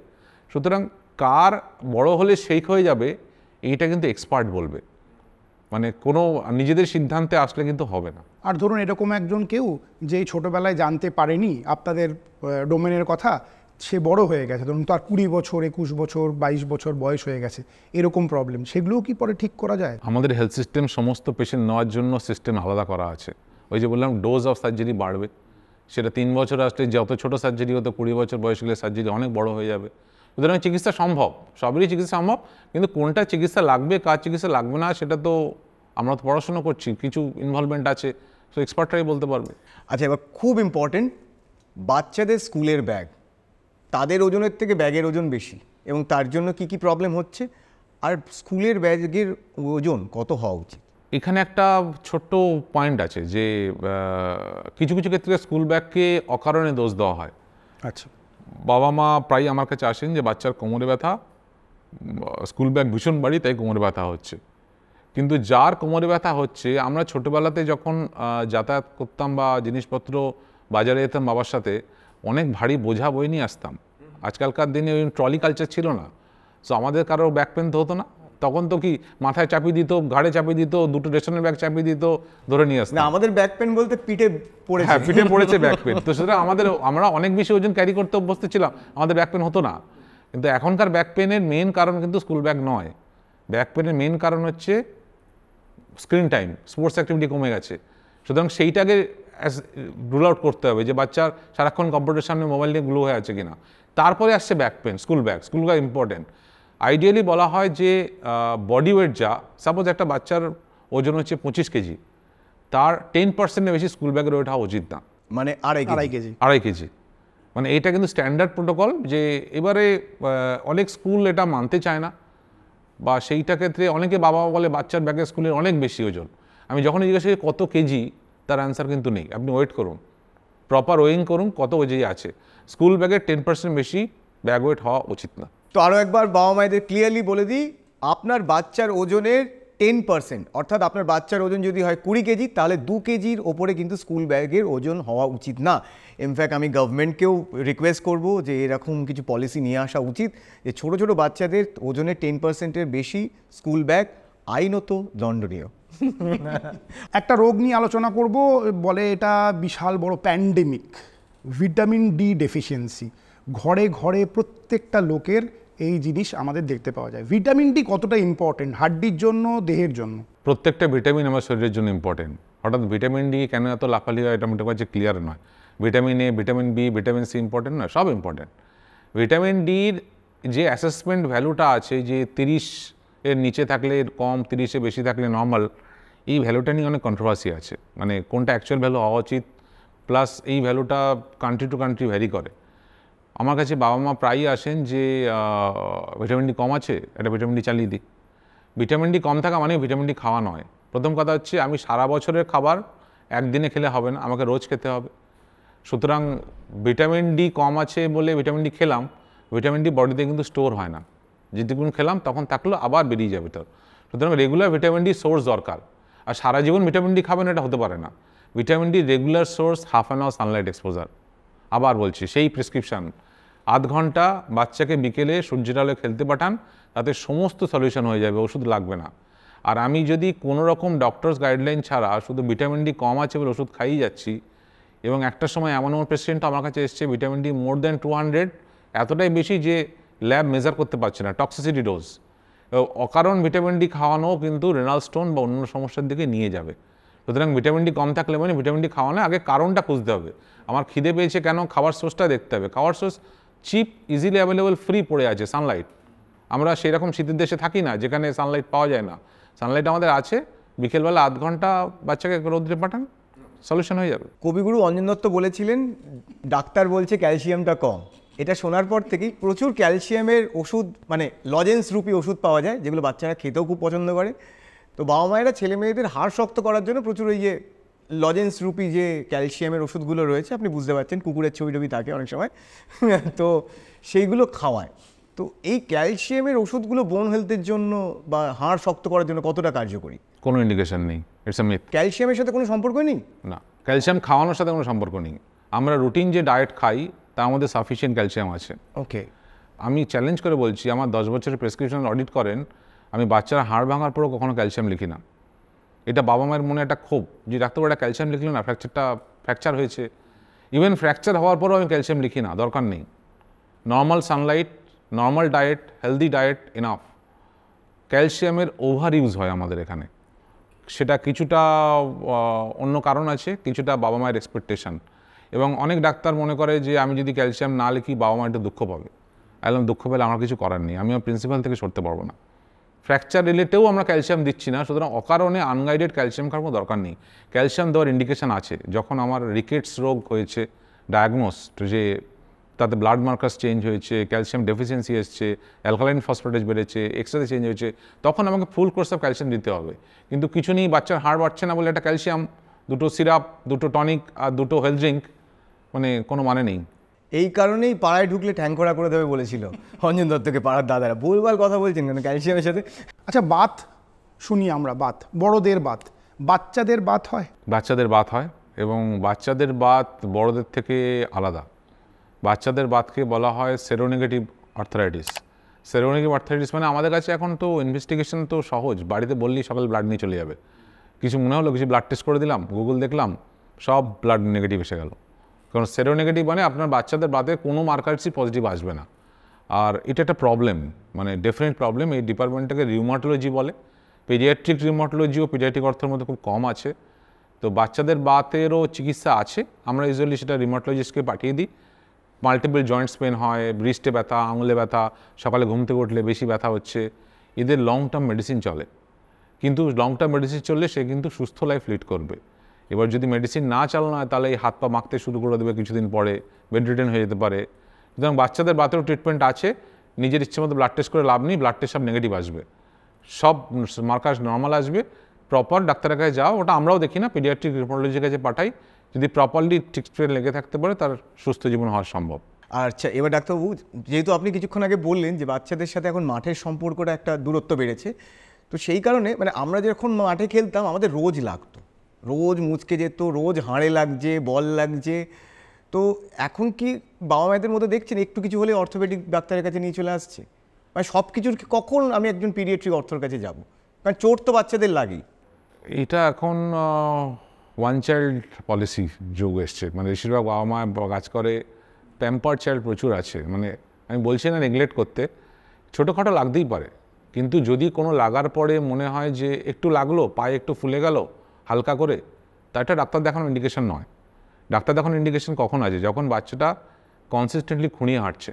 হ্যাঁ, একটু লাগাটা ইম্পর্টেন্ট নয়, একটু ফুলতেই পারে, একটু ব্যথা হতেই পারে, কিন্তু বাচ্চা যদি খুঁড়িয়ে হাঁটছে এবং খোঁড়াটা আস্তে আস্তে বাড়ছে, স্কুলে যেতে পারছে না, ডেলি লাইফ হ্যাম্পার হচ্ছে, সাথে জ্বর আসছে, বা সে নর্মাল অ্যাক্টিভিটি বন্ধ হয়ে গেছে। আর ছোট বাচ্চাদের ফিডিং একটা খুব ইম্পর্টেন্ট পয়েন্ট, যা বাচ্চাদের সুস্থ না থাকে সে খাওয়া দাওয়া বন্ধ করে দেবে।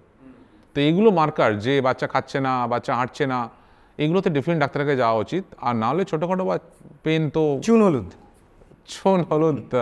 ওকে, আমি জানি না কি প্রিন্সিপালে কাজ করে, যাই করুন এমনি চুন ঠিক হয়ে হলুদ যাবে। ব্যাপারটা নিয়ে একটুখানি বলুন না, আপনি কি সাপোর্ট করেন এটাকে? কারণ আমার প্রচুর, আমি বলছি যে ছোটবেলায় ইনজুরি চুন হলুদে, কারণ এবং মার্শাল আর্ট করতাম এবং চুন হলুদ দিলে এবার ঠিক হয়ে যেত। এই ইনজুরিগুলো না সেলফ হিলিং, ওকে আমি কিছু না করলেও ঠিক হয়ে যাবে। ওকে, এবার চুন হলুদের কোন ওটা আয়ুর্বেদিক না আয়ুষ আমি ঠিক জানি না, মানে ওটা কি প্রিন্সিপাল আজকাল জানি না, কিন্তু আমার মতে যদি ওটাতে সিম্পল আইস দিলে এমনি ঠিক হয়ে যেত। আর একটা বিষয় নিয়ে আমরা খুব কনফিউজ থাকি, চোট লাগলে গরম শেক দেবো নাকি আইস? এটা না খুব সহজ মনে রাখার জন্য, একটা কথা আছে রাইস থেরাপি, RISE, আর for rest, I for ice, ice মানে ঠান্ডা হয়ে গেল, C for compression, crepe bandage বাঁধতে পারেন, আর ই ফর এলিভেশন, মানে যেখানে ব্যথা লেগেছে সেটাকে তুলে রাখা যাতে সেখানে ফুলে না যায়। সুতরাং rest, ice, compression and elevation, any ইঞ্জুরির জন্য এটাই নিয়ম। সো রেস্ট, আইসের আই আছে, সুতরাং কোল্ড, প্রথম 1 থেকে 2 দিন রাইসের কোল্ড ভীষণ important. Long pain, chronic pain যদি হয় সেক্ষেত্রে ওয়ার্ম কম্প্রেস কাজ করে। বাচ্চা যখন খুব ছোট থাকে তখন বাবা মা খুব অপেক্ষা করে থাকে কখন বাচ্চা হাঁটবে। তো এই হাঁটানোর জন্য অনেক সময় ওয়াকারের মধ্যে দিয়ে বাচ্চাকে ছেড়ে দেওয়া হয় হাঁটে। এটা কি ভালো, এই ওয়াকারের সাহায্যে হাঁটানো? এই বাচ্চাগুলো সব না মানুষের বাচ্চা। আমরা 4 পেয়ে থেকে 2 পেয়ে হয়েছি, সেটার পেছনে আমাদের ব্রেন ডেভেলপমেন্ট করেছে। কেন বাঘ বা ভাল্লুক 4 পে থেকে 2 পে হতে পারে না, তার কারণ হচ্ছে কোঅর্ডিনেশন অভাব। ব্রেন কোঅর্ডিনেশন আমাদের কিন্তু বাই বার্থ ঢোকানো থাকে। সো কাউকে হাঁটাতে শেখাতে হয় না, যে হাঁটবে নিজের থেকেই তার নিউরাল রিফ্লেক্স তৈরি হয়ে হাঁটতে শুরু করবে। কোনো কিছু সময়ের আগে হওয়া অ্যালাউড নয়। আপনি যদি অকারণে অ্যাসিস্ট করেন, যেটা ওয়াকারে ইউজ হয়, তাতে তার বোন তৈরি হয়নি হাঁটার জন্য, তাকে আপনি হাঁটতে হেল্প করছেন, যেটা বোনের ওপরে অকারণে চাপ পড়ে, তাতে বোন ডিফর্মিটি হওয়ার চান্স থাকে। তার রিফ্লেক্সটা তৈরি করতে পারলো না নিজে নিজে, সেটাকে আপনি অ্যাসিস্ট করে তার রিফ্লেক্স তৈরি করার রাস্তাটা বন্ধ করে দিলেন, প্লাস বোন ডিফর্মিটি করলেন। সো ওয়াকারের কোনো মেডিকেল রোল নেই, খারাপ রোল আছে। আর একটু লম্বা হওয়ার জন্য আমাকে ছোটোবেলায় প্রচুর ঝুলিয়ে রাখতো, মানে আমাকে ঝুলতে বাধ্য করতো, ঝোলো তাহলে লম্বা হবে। দেখেছেন তো, হয়নি, ঝুলেছি প্রচুর, বাঁদর হয়ে গেছি, লম্বা হয়নি। তো ঝুললে কি লম্বা হয়? ঝুললে তো বোন লম্বা হবে না, ঝুললে লিগামেন্ট স্ট্রেচ হবে, হ্যাঁ। তাতে লম্বা হওয়া যায় না। শুধু ঝোলার সাথে লম্বা কোনো সম্পর্ক নেই। লম্বার সাথে সম্পর্ক আছে আপনার বোন স্টক ডেভেলপমেন্টের। বোন স্টক ডেভেলপমেন্ট দুভাবে ডেভেলপ হয়। একটা হচ্ছে আপনার জেনেটিক সিগন্যাল দেওয়া আছে, সেটা আপনি যাই করে তখন কিছু করার নেই, উপরওয়ালা দিয়ে দিয়েছে। আর 2 নম্বর হচ্ছে আপনি যত বেশি ফিজিক্যাল অ্যাক্টিভিটি করবেন তত বেশি বোন স্টক ডেভেলপ হবে, তত বেশি আপনার হাইট বাড়বে। বাবা মা দুজন দুদিক থেকে টানছে, বাবা হাত ধরে টানছে, মা পা ধরে টানছে, ছেলে লম্বা হবে।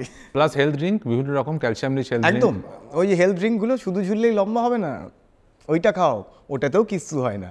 মানে এটা তো অনেকটাই জেনেটিক একটা বড় রোল প্লে করে। হ্যাঁ, স্পেশাল নিউট্রিশনের খুব একটা ভ্যালু নেই। আমরা নর্মালি যে সিজনাল খাবার খাই তার মধ্যে নেচার আপনাকে রেখে দিয়েছে, রেডি করা আছে, কোনটাতে কী লাগবে সব রেডি করা আছে।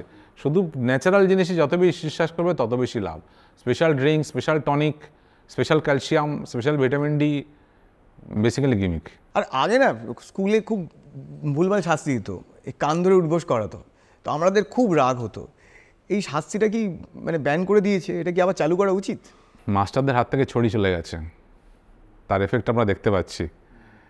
কান ধরে উঠবোসটাকে বেসিক্যালি স্কোয়াটিং অ্যাক্টিভিটি বলে। এই স্কোয়াটিং হলে যে হিলের পেছনে আমাদের যে টেন্ডো অ্যাকিলিস কর্ডটা থাকে ওটা স্ট্রেচিং হয়। আগে এই টেন্ডোঅ্যাকলি স্ট্রেচিং যদি না হয় ফ্ল্যাট ফুট হওয়ার চান্স বেশি থাকে, ফ্ল্যাট ফুট বাড়ছে। টেন্ডোঅ্যাকলি স্ট্রেচিংটা ঠিকঠাক হলে ফ্ল্যাট ফুট হয় না। টেন্ডোঅ্যাকলি স্ট্রেচিং দুভাবে হতো, একটা হচ্ছে কান ধরে উঠবস, আর একটা হচ্ছে দেশি পায়খানায় বসা। এখন সব বাড়িতে বাড়িতে কোমোড।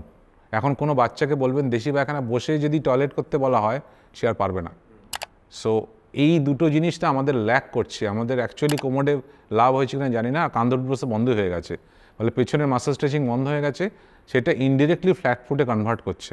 সুতরাং যদি কান ধরে উঠবস করতে কারোর প্রেস্টিজে লাগে, এমনি উঠবস করুন, স্কোয়াটিং করো। স্কোয়াটিং আমরা জিমে গিয়ে করি তখন তো প্রেসিডেন্ট লাগে না। ভীষণ ইম্পর্টেন্ট, যাতে কান ধরে প্রেস্টিজ লাগলে, কান ধরে উঠবস করলে সুবিধা আছে, ব্যালেন্স সুবিধা হয়। মানে যে বাচ্চাকে বলি এমনি স্কোয়াটিং করো সে পড়ে যায়, কান ধরে করলে দেখেছি ব্যালেন্সটা বেটার থাকে। আর ডাক্তারবাবু অনেক বাচ্চাকে দেখেছি হাঁটার সময় গোড়ালি ফেলতে পারে না, মানে টোয়ের ওপরে হাঁটে, এটাকে কি বলে? এটাকে মানে টো ওয়াকিং বলে। টো ওয়াকিং ইনিশিয়ালি বাচ্চা যখন হাঁটতে শুরু করে তখন টো ওয়াকিং নর্মাল।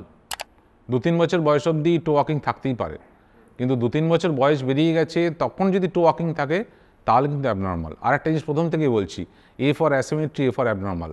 যদি এক পায়ে টো ওয়াকিং হয় তাহলে প্রথম দিন থেকেই অ্যাবনর্মাল। 2 পায়ে টো ওয়াকিং হচ্ছে আপ টু 2 to 3 ইয়ার্স, এটা কিন্তু নর্মাল। বাচ্চা তো খুব ছটফটে হয়, সবসময় ব্যথা লাগছে, কোনো হাড়ে ব্যথা লাগছে, হাড় ভেঙে যাচ্ছে, তো এরকম খুব কমনলি কীরকম চোট পেয়ে আসে বাচ্চা, বা এরকম হাড্ডি কোন হাড্ডিটা সবচেয়ে বেশি ভাঙে এরকম দেখতে পাই? ফ্র্যাকচার দুটো এজ গ্রুপেই হয়, পেডিয়াট্রিক আর জেরিয়াট্রিক। আমাদের বয়সে ফ্র্যাকচার মানে রোড ট্রাফিক অ্যাক্সিডেন্ট, আদারওয়াইজ বাচ্চা বুড়ো ওদের ভাঙবে, কিছু করার নেই, নরম মোখায় ভাঙবেই, প্যানিক করার কোনো জায়গা নেই। 99% বাচ্চার হাড় ভাঙা কমপ্লিটলি ঠিক হয়ে যায়। আর একটা জিনিস যেটা আছে সেটা হচ্ছে plaster of Paris, plaster treatment. Plaster treatment এখন না লস্ট আর্ট। আমাদের দেশে এত এখন মেটাল এসে গেছে, ইমপ্লান্ট এসে গেছে, দামি দামি রডস আসছে, ইমপ্লান্ট ড্রিভেন সোসাইটি তারা ফান্ডিং করছে, ফলে প্লাস্টারটা খুব সস্তার ট্রিটমেন্ট, ওটা ব্যাকফুটে চলে গেছে। কিন্তু পেডিয়াট্রিক ফ্র্যাকচারে আমি বলছি মোর দেন 80% ফ্র্যাকচার শুধু প্লাস্টারে ঠিক করা সম্ভব। প্লাস্টারে সেটিং করার জন্য হয়তো তাকে একটু ঘুম পাড়াতে হতে পারে, কিন্তু তাকে চামড়া কেটে রড বা প্লেট লাগানো বেশিরভাগ ক্ষেত্রে লাগে না। সুতরাং প্লাস্টার ট্রিটমেন্টে হয়। সুতরাং বাচ্চার ফ্র্যাকচারে অতটা প্যানিক করার কিছু নেই, ঠিক হয়ে যায়। আর একটা জিনিস সেটা বলছি যে বাচ্চার ফ্র্যাকচারে এক্সরে দেখার চেষ্টা করবেন না। এক্সরে আপনার চোখে খারাপ লাগতে পারে, কিন্তু খারাপ দেখতে এক্সরেও যদি ডাক্তারবাবু বলেন যে ওটা ঠিক হয়ে যাবে, বিশ্বাস করুন ঠিক হয়ে যাবে। এই ডে কেয়ার, এই যে ট্রিটমেন্ট, এই যে ডে কেয়ার সার্জারি, মানে আমি যেদিনকে এলাম সেদিনকেই আমার সার্জারিটা হয়ে গেল, আর আমি সেই দিনকেই ডিসচার্জ করে দিল ডাক্তার, আমি চলে গেলাম। তো এটা তো খুব একটা ইমার্জিং প্র্যাকটিস এখন, তো এটা সম্বন্ধে একটু বলুন। আমাদের যখন আমরা ট্রেনিং পিরিয়ড স্টুডেন্ট লাইফে ছিলাম, আজ থেকে 10-15 বছর আগের কথা বলছি, তখন একটা কালচার ছিল অপারেশন হবে, সেলাই কাটবে তো বাড়ি যাবে। মোটামুটি 2 সপ্তাহ 3 সপ্তাহ হসপিটালে ভর্তি না থাকলে হতো না, মানে সেলাই কাটিয়ে বাড়ি যেত। তারপর আস্তে আস্তে এখন হলো কিলো অপারেশন হচ্ছে, 2 দিন থাকছে, 3rd দিন বাড়ি চলে যাচ্ছে, আস্তে আস্তে কমছে। এখন যেটা ওয়েস্টার্ন ওয়ার্ল্ডে আপনি যদি দেখেন, ওয়েস্টার্ন ওয়ার্ল্ডে 70% সার্জারি ডে কেয়ারে হয়। এবার ইন্ডিয়া কিন্তু পিছিয়ে নেই, কোভিডে দেখিয়ে দিয়েছে ইন্ডিয়ার হেলথ সেট আপ ওয়েস্টার্ন ওয়ার্ল্ডের থেকে অনেকই বেটার। ওরা যে ইনস্ট্রুমেন্ট ইউজ করে আমরা সে একই ইনস্ট্রুমেন্ট ইউজ করি। সুতরাং মেডিকেল সায়েন্সের ডেভেলপমেন্টের জন্য আজকাল অ্যানাস্থেশিয়ার এফেক্ট 1 ঘন্টা 2 ঘন্টার বেশি থাকে না, কুইকলি সব অ্যানাস্থেশিয়া। লাস্ট 20 বছরে 25 বছরে মেডিকেল সায়েন্সে যেটা সবচেয়ে বেশি উন্নতি হয়েছে সেটা হচ্ছে অ্যানাস্থেশিয়া, অনেক সেফ হয়েছে, অনেক ভালো হয়েছে। ফলে এখন ওয়েস্টার্ন ওয়ার্ল্ডে 70% কেস ডে কেয়ারে হয়। আমাদের এখানেও পসিবল, আমাদের এখানে মাইন্ড সেট আপ নেই যে দিনের দিন বাড়ি চলে যাবো, 2 দিন একটু থাকলে ভালো হতো। প্লাস অনেকে অনেক দূর থেকে আসে, তাদেরকে কাছাকাছি থাকা জরুরি। সবচেয়ে ইম্পর্টেন্ট হচ্ছে যে পেশেন্ট, বিশেষ করে বাচ্চা, তার হোমলি এনভায়রনমেন্টে কিন্তু সবচেয়ে ভালো থাকে। যে বড় লোক হোক, গরিব লোক হোক, যেই হোক, প্রত্যেক বাচ্চার বাড়িতে গিয়ে না একটা নির্দিষ্ট বাটি আছে, সেখানেই সে খায়। আপনি যতই দামি বাটিতে করে খাবার সাজিয়ে দিন, সে খাবে না। তো যত তাড়াতাড়ি তাকে হোমলি এনভায়রনমেন্টে ফেরোতে পারবেন তত তাড়াতাড়ি ভালো। বলে ডে কেয়ার ডেফিনেটলি। আর ভালো, আরও ভালো হচ্ছে মায়ের জন্য। বাবা তো খালাস বলেই হাওয়া হয়ে গেল, মাকে তো 2 দিন 3 দিন হসপিটালে ভুগতে হবে। আর হসপিটালে থাকাটা নিশ্চয়ই বাড়ি থাকার মতো সুখকর নয়, আপনি যতই 5 স্টার রুমে থাকুন। কিন্তু এখানে একটা জিনিস সবাই মানে মনে করে যে এরকম ডে কেয়ার সার্জারিতে গেলাম, তো আমি মেডিকেল ইন্স্যুরেন্স তো পাবো না, তো মেডিকেল ইন্স্যুরেন্স কি পাওয়া যায়? এটা না, এটা প্রবলেম হচ্ছে যেটা ইন্স্যুরেন্স এজেন্টদের জন্য। আচ্ছা, এরা না শিক্ষিত নয়, যেটা করে খাচ্ছি সেটাই জানে না, ফলে বাড়ির লোককেও ভুল বোঝায়। 2020 পরে, কোভিডের পরে যে ইন্স্যুরেন্স সিস্টেম এসছে, 100% insurance company day care coverage করতে বাধ্য, রিইম্বার্সমেন্ট বা ক্যাশলেস করতে বাধ্য। এবং ইন্স্যুরেন্স কোম্পানিগুলিও ডে কেয়ার এখন বেশি করে প্রমোট করে, কারণ ডে কেয়ারে কস্ট কম হয়। এবার ইন্স্যুরেন্স কোম্পানিগুলো যে অপারেশন সাপোজ 1 লাখ টাকা 3 দিন ভর্তি রেখে দিচ্ছে, ডে কেয়ারে সে 50-60 হাজার টাকা দিচ্ছে, ফলে ইন্স্যুরেন্স কোম্পানির জন্য ডে কেয়ার দেওয়া বেশি সুবিধাজনক। এটা ভুল মার্কেটে ক্যাম্পেইন আছে, ডে কেয়ার দেয় না। আমি আজ থেকে 5 বছর ডাউন দ্য লাইনে বলে দিচ্ছি, যে ইন্স্যুরেন্স কোম্পানিগুলো বলে দেবে যেন ওয়েস্টার্ন ওয়ার্ল্ডের মতো এগুলো ডে কেয়ার ছাড়া আমরা কভারই করবো না। তো ডাক্তারবাবুর ডে কেয়ার সেট আপটা আমরা একটু দেখে নিই। এটা হচ্ছে নিউ টাউনের গ্যালেরিয়া মলে।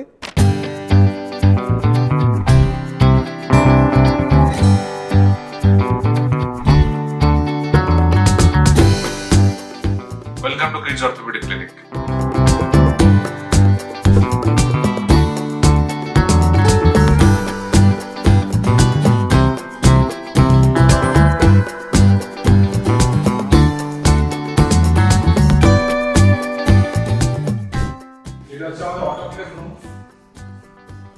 সেলেন্টলি জোন আছে, বিভিন্ন অটোক্লেভ টেকনিক্স ইউজ করা হয়।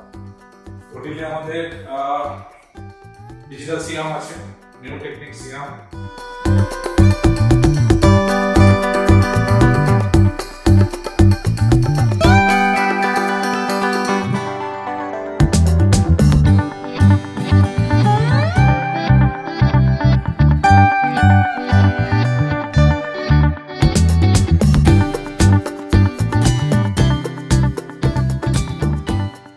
আচ্ছা, দুর্দান্ত একটা ডে কেয়ার সেট আপ আপনার। এটা হচ্ছে নিউ টাউনের গ্যালেরিয়া মলে।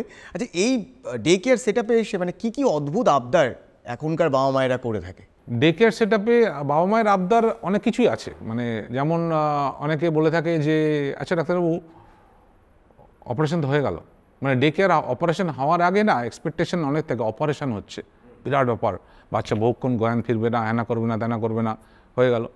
এবার অ্যানাস্থেসিয়া ভালো হয়েছে বলেছি, অপারেশন হয়ে গেল, বাচ্চা দিব্য হাসছে খেলছে, 1 ঘন্টা হতে পারলো না, বাড়ি যাই। একটা অপারেশন হয়েছে, একটু সম্মান দিন। আমাদের ধারণা নেই, মানে ব্যাপারটা হচ্ছে যে ডে কেয়ার ওটিটা এখন না বা পেশেন্টের কাছে ডাক্তার দেখানো ওপিডি দেখানো তো হয়ে গেছে। সকালে এসছে, অপারেশন হয়েছে, বাচ্চা 2 ঘন্টার মধ্যে খাচ্ছে, খেলাধুলো করছে, বাড়ি যাবো। মানে একটু সম্মান দিন, বিকেল অবধি থাকুন। এখন বেশিরভাগ বাচ্চাকে অপারেশন ডে কেয়ার করে বিকেল অবধি ধরে রাখা চ্যালেঞ্জ হয়ে যাচ্ছে। ফলে এই আবদারটা খুব করবেন না, যে যখন ছুটি দেবো বলছি নিশ্চয়ই কিছুক্ষণ টাইম গ্যাপ দিয়ে তারপর বাড়ি যাক, তাহলেই হবে। তাড়াহুড়ো করে বাড়ি যাওয়ার কোনো দরকার নেই। আর বাচ্চার কিছু আবদার? ওটির পরে খেতে দেওয়া হয়, ঠিক আছে। যারা একটু 5-6 বছর বয়স, মানে তাকে তো অনেকভাবে প্যাম্পার করানো হয়, আগে চ্যানেল করা হয়, ব্যথা হয়, বিরিয়ানি দেওয়া হবে, এইসব দেওয়া হবে, মনে রাখে যে ফিরে এলো বিরিয়ানিটা কোথায়। এবার ঠিক আছে, সাথে সাথে তো বিরিয়ানি দিতে পারবো না, আমি চাইলেও দিতে পারবো না, কারণ লাইট ডাইট দিয়ে স্টার্ট করতে হয়, তো সেইটা নিয়ে প্রচুর প্রবলেম হয়। মানে সুতরাং বাচ্চাকে, মানে তারাও মানুষ, ভুলভাল বুঝিয়ে লাভ নেই, দিলে ও ঠিক স্টোর করে রাখে, পরে ঠিক ধরবে যে এটা বলেছিল যে চ্যানেল করার আগে আমাকে বিরিয়ানি দেওয়া হবে, এখন বিরিয়ানিটা কেন আসছে না। সো এইগুলো প্রবলেম। সুতরাং বাচ্চাকে ন্যাশনাল কাউন্সিলিং করে যদি ম্যানেজ করা যায় ভালো। এই বাচ্চাদের বোন হেলথ ঠিক রাখার জন্য, হাড় শক্ত রাখার জন্য একটু নিউট্রিশনগুলো যদি একটুখানি গাইড করেন। আবার বলছি, আমি আগেও বলেছি, নর্মাল ডায়েট, যা খাবার খাই, সিম্পল ভাত, ডাল, মাছ, মাংস, ডিম। কেউ যদি কারোর সাপোজ বোন হেলথ নিয়ে ডাউট হচ্ছে যে ভালো হচ্ছে না, তাকে ডিম একটা জায়গায় 2টো খাওয়ান, 2টোর জায়গায় 3টে খাওয়ান।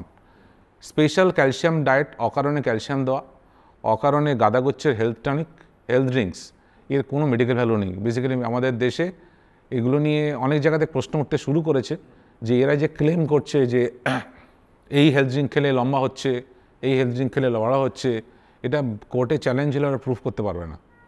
সুতরাং আপনি আপনার ইন্ডিজেনাস খাবার, সিজনাল ফ্রুট, নর্মাল খাবার, সেটাই খাওয়ান। দুধ ঘি যা বাড়িতে যা যা থাকে, খেলাধুলো, সাথে খেলাধুলো, এটাই সাফিসিয়েন্ট। ওইটা বললাম, আমরা খুব খারাপ সময় রয়েছি যে খেলাধুলা প্রেসক্রিপশনে লিখতে হয় ডাক্তারবাবুদের বাচ্চাদের জন্য। তো ডাক্তারবাবু, আপনার একটু পড়াশুনো নিয়ে একটুখানি জানি, আপনার স্কুল লাইফ এবং আপনার ডাক্তারি জীবনের গল্প, মানে পড়াশুনো জীবনের গল্প। পড়াশোনা জীবনে মেডিকেল কলেজে আমি, তার আগে তো আপনার বোধহয় রামকৃষ্ণ মিশন। হ্যাঁ, আমি হাবড়া স্কুলের স্টুডেন্ট ছোটোবেলায়, তারপর 11-12 নরেন্দ্রপুর রামকৃষ্ণ মিশনে পড়েছি। তারপরে মেডিকেল কলেজে এলাম MBBS পড়তে, প্রথম কলকাতায় আসা, হোস্টেল লাইফে ছিলাম, বেশ ভালো নতুন এক্সপিরিয়েন্স। আপনাদের হোস্টেল লাইফ কেমন ছিল? হোস্টেলে এসে না ছেলেপিলে মানুষ হয়। মানুষ হয়? হ্যাঁ, মানুষ হয়, আমি বলছি, কারণ আমরা বাড়ির লোক উল্টোটাই পাবে না, ছেলেপিলে মানুষ হয়। আগে আমি যখন বাড়িতে থাকতাম তখন তো আমার জামা কাপড় কাচার একটা লোক, খাবার এগিয়ে দেওয়ার একটা লোক, এই একটা লোক, সব রয়েছে। হোস্টেলে গিয়ে বুঝলাম কেউ নেই। সো হোস্টেল লাইফটা স্টুডেন্টের জন্য মনে করি একটা পোর্শন অফ টাইম হোস্টেলে থাকা খুব জরুরি। ইন্ডিপেন্ডেন্ট লাইফ বাঁচার জন্য হোস্টেলে থাকতে হয় এবং কম্পিটিশন, ট্রু সোসাইটি কম্পিটিশন দেখতে শুরু করি। বাড়িতে তো প্রোটেক্টেড, চারিদিকে বাবা মা প্রোটেকশন আছে, ওখানে তো আমার সমসাময়িক লোকের সামনে মার্কেটে ফেলে দিল, কুটে খাও। এবার সার্ভাইভাল অফ দ্য ফিটেস্ট, সেখানে কম্পিটিশন শুরু হয়। সো মেডিকেল কলেজের হোস্টেল লাইফ খারাপ ভালো অনেক কিছুতেই গেছে, but more over it's a learning point, থাকা জরুরি। আপনার হোস্টেল লাইফে মানে কিছু গল্প মনে পড়ছে, মানে যেগুলো ধরেন এখন মনে হয় যে বউবাজারে হোস্টেল ছিল আমাদের। বউবাজারে তো ভীষণ ম্যালেরিয়া প্রোন এরিয়া, মশা খুঁজে পাওয়া যায় না, কিন্তু একটা মশা কামড়ালে সেটাই ম্যালেরিয়া হবে, ঠিক আছে? এবং এইখানকার মতো নয় যে প্রচুর মনমন করছে মশা কিন্তু কামড়ালে ম্যালেরিয়া, কিন্তু একটা মশা কামড়ালে ম্যালেরিয়া হবে। এবার হোস্টেলে বাড়ি থেকে মশারি দিয়ে দিত যে মশারি টাঙিয়ে শুবি। কে মশারি টাঙায়? কেউ মশারি টাঙায় না, আমি টাঙালেও খুলে দেবে বাকিটা। সো 5 বছরে, আমি যখন 6 বছর ছিলাম, আমার হোস্টেল লাইফে ম্যালেরিয়া হয়নি। আমার বন্ধু সবার হয়ে গেছে, মানে হবে না এটা হতে পারে না। তো আমাদের একটা কথা আছে, ডাফি নেগেটিভ ব্লাড গ্রুপ হলে ম্যালেরিয়া হয় না। তো আমি তো মোটামুটি বুক বাজিয়ে বলা শুরু করলাম আমার ডাফি নেগেটিভ। ইন্টার্নশিপে গেলাম, 2বার ম্যালেরিয়া হয়ে গেল। সো আমার কোটা কমপ্লিট। মানে ওখানে মেডিকেল কলেজে হোস্টেলে ঢুকেছে, তার ম্যালেরিয়া না হয়ে বেরোচ্ছে, এটা হতে পারে না। সো অনেক ধন্যবাদ ডাক্তারবাবু। আমার বাচ্চা হলে আপনার কাছে নিয়ে যাব, আপনি একটু অপারেশন করে একটু রোনাল্ডো বা মেসির মতন একটু পা করে দিতে পারবেন তো? রোনাল্ডো মেসিটা ওপরওয়ালা নিজের ক্রেডিট, ও আচ্ছা, কোনো ডাক্তারের সম্ভব না। অনেক ধন্যবাদ ডাক্তারবাবু, অনেক কিছু আপনার থেকে জানতে পারলাম, এবং ধন্যবাদ যে এরকম একটা বিষয় কে শুরু করার জন্য কলকাতায়, যে পেডিয়াট্রিক অর্থোপেডিক সার্জারি, এটার যে আলাদা স্পেশালাইজেশন হয়, এটা কলকাতা আগে জানতো না। থ্যাংক ইউ সো মাচ এটা আমাদেরকে অ্যাওয়্যার করার জন্য। বাকি ডিটেলস ডেসক্রিপশনে রয়েছে, আপনারা চাইলে ডাক্তারবাবুর সাথে যোগাযোগ করতে পারেন। আর আপনার কেমন লাগলো বলুন এই হুইল চেয়ারে বসে, কারণ আপনি এটা তো ডিরেক্টলি রিলেটেড। অর্থোপেডিক সার্জন হয়ে আপনার হুইল চেয়ারে বসে কেমন লাগলো? হেলথ সিস্টেমটা আজকে হুইল চেয়ারে বসে গেছে, সেখান থেকে আপনারা শুরু করেছেন। সেখানে হুইল চেয়ার থেকে শুরু করে যদি আমরা দাঁড়াতে পারি, it's a very good concept, যে হুইল চেয়ারে বসে রিলেট করবে সবাই, পেশেন্টরা, যে পেশেন্ট হুইল চেয়ারের, সেটা সাইকোলজিক্যালি হোক বা ফিজিক্যালি হোক, হুইল চেয়ারে বসে ডিসকাশন হয় যদি আমরা এখান থেকে দাঁড়াতে পারি। তো অনেক ধন্যবাদ ডাক্তারবাবু, আপনার অসংখ্য থেকে ধন্যবাদ, অনেক কিছু জানতে অসংখ্য পারলাম, এবং আমরা আলাদা একটা সেক্টর নিয়ে আলোচনা করলাম। আর আপনারাও আমাদেরকে জানান যে আর কোন কোন বিষয় নিয়ে আপনারা চান যে আমরা নতুন নতুন পর্ব নিয়ে আসি, আর একটু বলে দাও সবাইকে। কি বলবো আপনাদের, জানেনই তো, ওই ঘন্টা বাজাতে হবে, লাইক দিতে হবে, সাবস্ক্রাইব করতে হবে, আর কি করতে হবে? হ্যাঁ, ওই তো শেয়ার করতে হবে প্রত্যেকটা। লিখবে, হ্যাঁ, আপনারা এই যে বাজে বাজে মিম, বাজে বাজে ফুড ব্লগ, বাজে বাজে মানে উদ্দীপনা, মানে চূড়ান্ত উচ্চাঙ্গ নৃত্য আপনারা শেয়ার করতে থাকেন, একটু মানুষের ভালোর জন্যই অ্যাওয়ারনেসগুলো একটু শেয়ার করুন, কাজে আসবে, কাজে আসবে। 10টা খারাপ ভিডিও শেয়ার করুন, একটা ভালো ভিডিও শেয়ার করে দিন। আপাতত এখান থেকেই টাটা বাই বাই বলছি। আমি সায়ন, আমি কুশল। ফিরবো অন্য কোনো পর্বে অন্য কোনো ইনজেকশন নিয়ে। ততক্ষণ আপনারা সুস্থ থাকুন, যাতে ডাক্তারবাবুদের কাছে আপনাকে যেতে না হয়। আর যদি অসুস্থ হন তাহলে নিজে ডাক্তারি করবেন না। Stay fit, stay healthy. Tata.